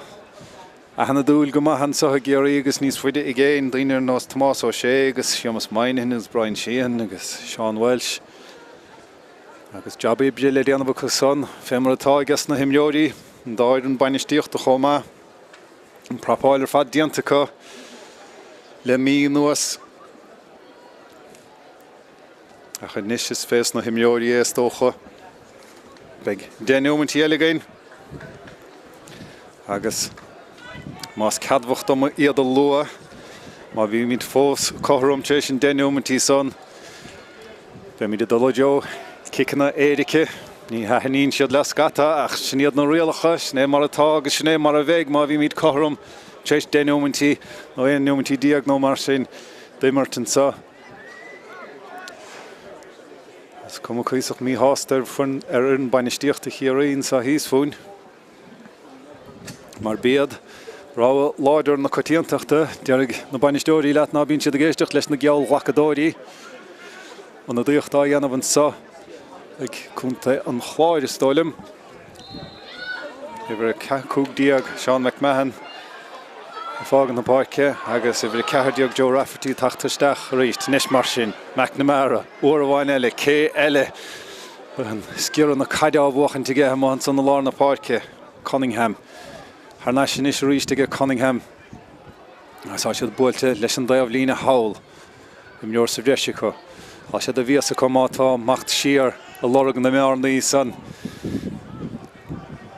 agus bhfuil bearnamh san fachta níl bhil beidir go raibh a hanseileh caiilte agus snéir nó de stachtaí há sé fachta ar neisce Kerry ar úmpúd a bhaise há siad sanna dul ar an únsaí agus a dul ar an únsaí le Cian McMahon há bhíonn spáis ige an bhfuil /chéim deas an son písa beag dríocht an son ó ag a chun aide anna gí ar fós seo chuin O'Shea leis an éireacht son a O'Shea a chur ar dheis agus ar fóríl agus inis mar sin Collins inis bit ná raibh sé go maithos na cic na saoireach hín sé rá hábháil anna háchtach do chunta an chláir an son sa bhná agus táid prapáil anna dí eile Sean Nealon a Tráchtaire a gan tamlín beag sa chiad bhríse eile san immer péisce le seachúniad le Brendy Luain ar Jaimar Janzín san ní raibh san réiteoir há sé fós gur Luain an aide anna gí ar bertá dhéachant leis a há sé seo go má há sé ábhalt an sellibh chiimeád agus ten sé siar chomh le Cunningham inis go McNamara Stá le scata gur mar a caiintló san I réithin bhríse gur béisiúd leach na himmarthe an sa níos mar sin há seo dain séireacht a chunta an chláir há sé seo dain séireacht a chunta an chláir sa bháilinn san ar deide ó Joe Rafferty ag Kieran Mackesy agus beag kick chúgvéidir is dahad an sa ag chunta an chláir agus iad san na díar an bhearna san na laidú inis Ian faoin teháinna fuair sa chiad le dam deise agus cimid an son Sean Nealon I bhrí fihedó a Tráchtaire agus a bhrí héineag Cillian McCrory fear fuair cúpla puinte agus íon anábid ar fad a chunta an chláir fágan na Páirce agus inis mar sin Brendy Luain fear eile a dhéann go hana bhahan sa san immert Cheir cín de faointí fachtaige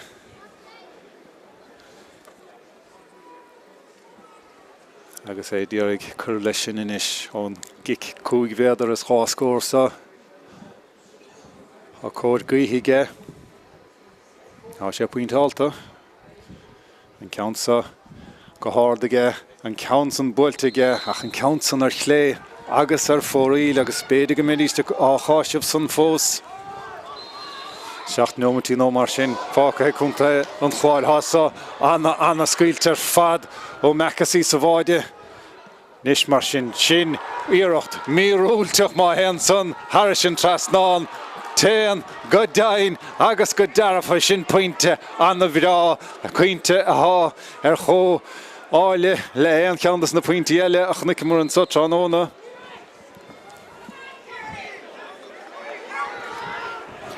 Agus nis mar sin ílach éon fointe beag suarach a bháin idir na fórne an áde leo a lár na Páirce in sele búte éigen an san ag Cillian Burke de Kerry se chuin Heinrich inis há spás ó sa chóir amach pas isteach i Joe Shine inis Shine há se láidir há se tapaig há se pointáalta ach tinte siar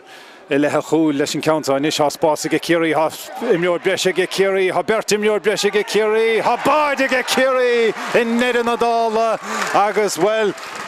bharnas an méad a himach inis go Chericín de Fointé agus be Keith Evans a stáile me fuór an baide san de Kerry agus well bhí chunta cháir díreach dul ar an únsaí ar hebh a bháin agus bhí Bearnaí I measc ní na chosanta dá réid agus bhíimleorí sa bhreise Kerry agus an baide san fachta inis có agus iad imithe cheir faointe chun cín agus há sé dain go meas an immertanis do chunta an chláir chun tachtaní ar a dhéanamh ach ní géalthe siad ná éon dáit fé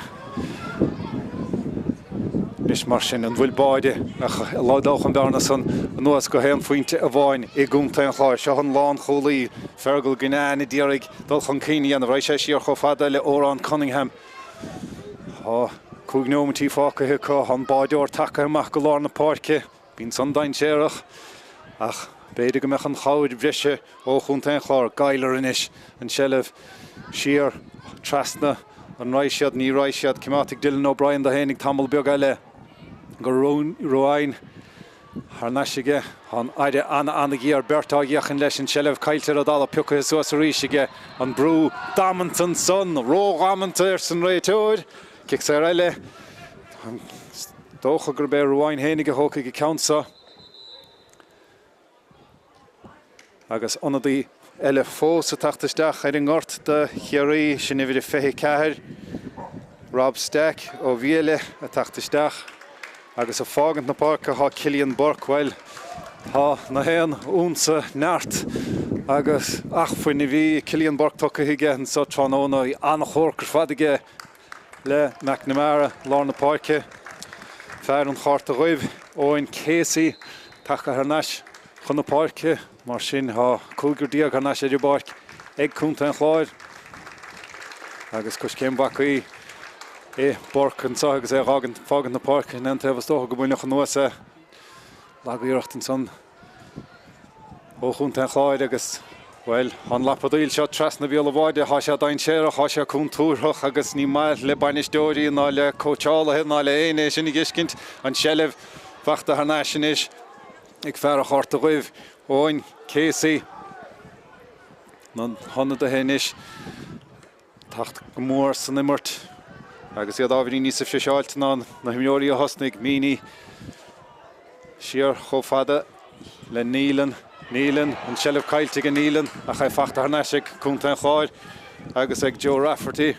count san dain séireach isteach beal a bháideach an go láidir an san Kerry agus iad san an tachtamach an fear a díoch take isteach Staic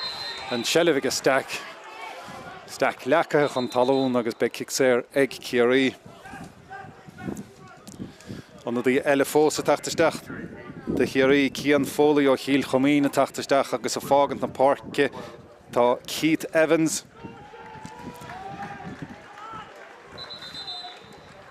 agus an immert á bhfuilú nuas ag an réiteoir go fóil a sé ráile ó thugan bog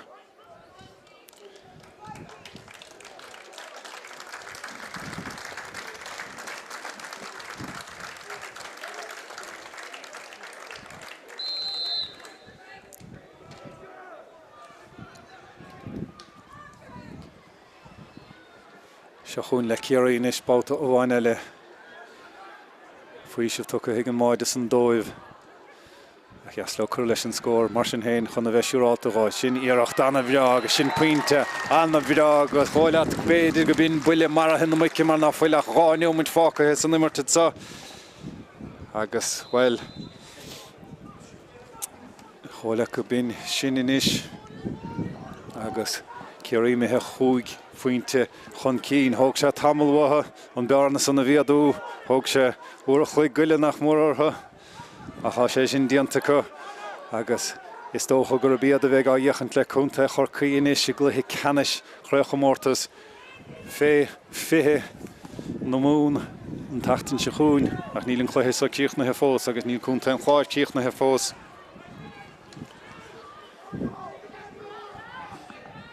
Dylan O'Brien inis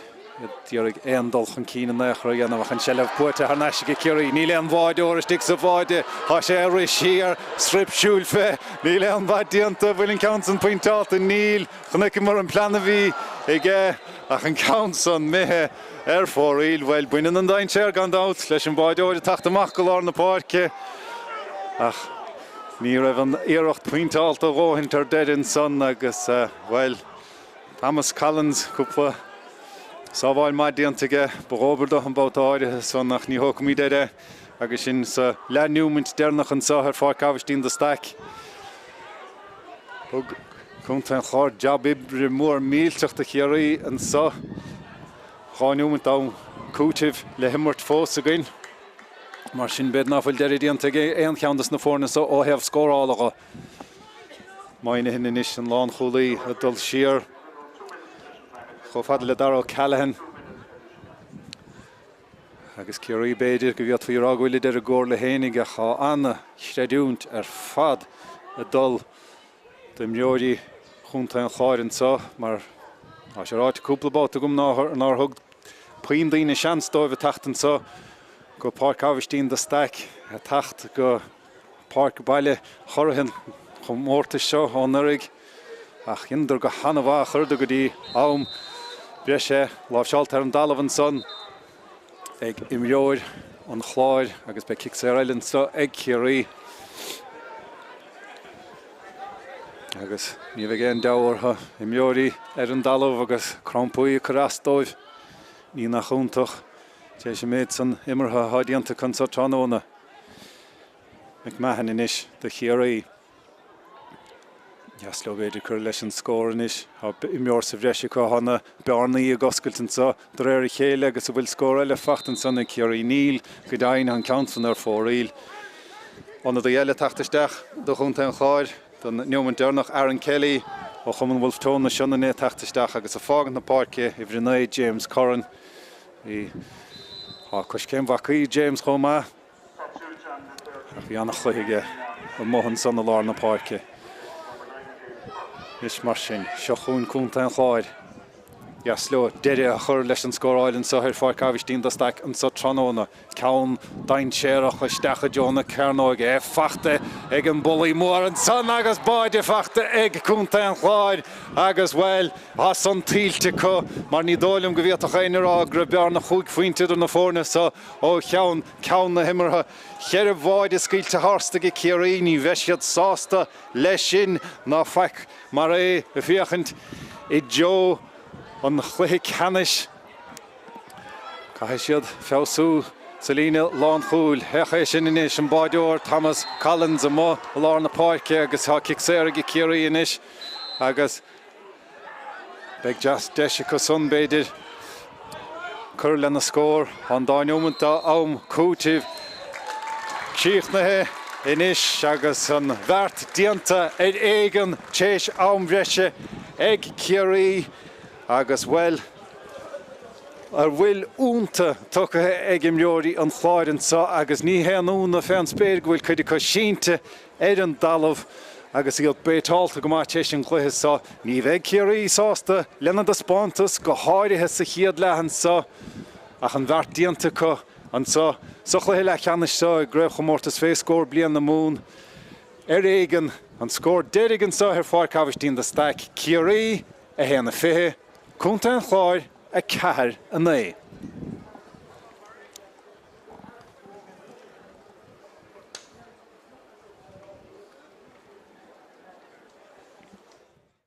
Tá magróí inis agus é siúd go láidir sin pas glóte isteach níos mar sin há bearna aimse hen sa agus há cool aimse Heinrich agus é fachtain is ag William Shine i féchanta Jonas Spricke sin íireacht anna bhíar fadó William Shine agus in Counson well sin ceorcuilean is ó Sean McMahon an Counson Ord an Counson dain séireach mátá agus an Counson is stig sa bháide well inis Bork go Monaghan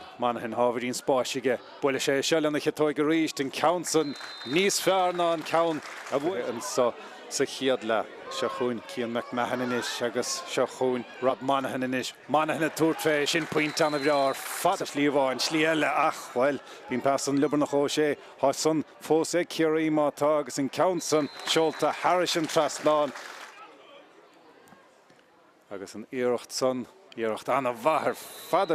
ó McCrory well sin ceannas na pointí is dis a sé anna láidir agus anna háite san namart sin iirecht anna bhrá fadar Luain farthádíocht é scóráil /céim ó Luain pasisteach ó fada le Cunningham bhfuil an darabáid fachta Cunningham i feidir thuirt fé há sé fachta ar naisian is ag Rob Monaghan há spásaige Rob Daithí well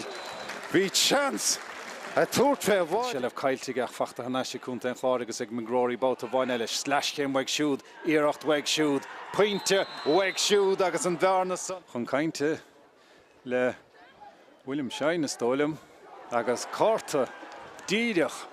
dearg san Brian McNamara bhí sé nótácha sa chiad lethúir a chuig McNamara a túirt fé bhfuil in Counson go má tá go dain agus go dú beidir go rá faointe